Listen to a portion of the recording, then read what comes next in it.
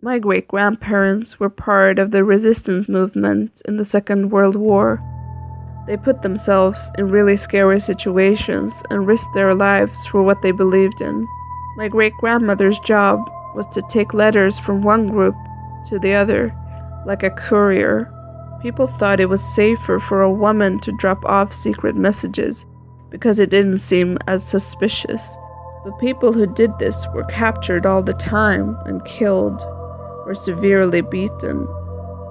One day, my great-grandmother was on her way to drop off a message when some police officers noticed her.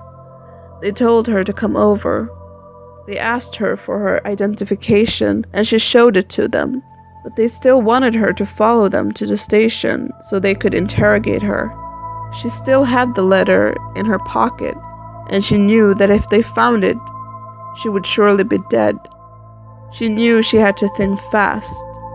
They started walking towards the station, and my great-grandmother said she was really thirsty. Next to the road was a well, and she asked the officers if she could go and have a drink. Surprisingly, they said yes. As soon as she got to the well, she ripped the letter she had into tiny little pieces and threw them into the water. When they came to the station, they found nothing on her, but they still put her in a prison cell, together with another woman they had captured a while before. My great-grandmother knew who she was. They were neighbors. The woman was hysterical and completely broken down. She had been abused and interrogated several times. The police wanted her to give away names of people from the resistance movement, but she wouldn't do it.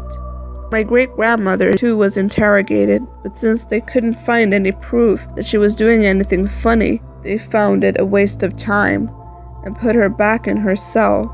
They let her stay there a couple of days just to mess with her, and sometime during that time, they dragged the other woman out of the cell and walked away with her. She was never seen again.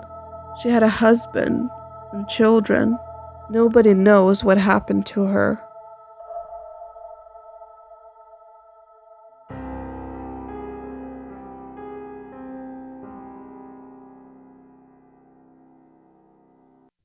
Hi everyone.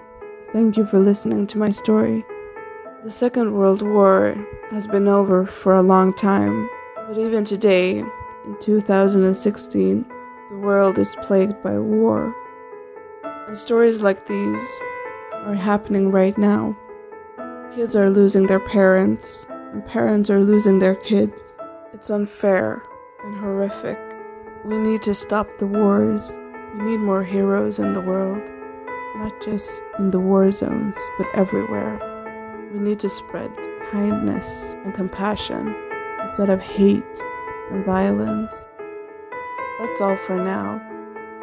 Bye everyone, and take care.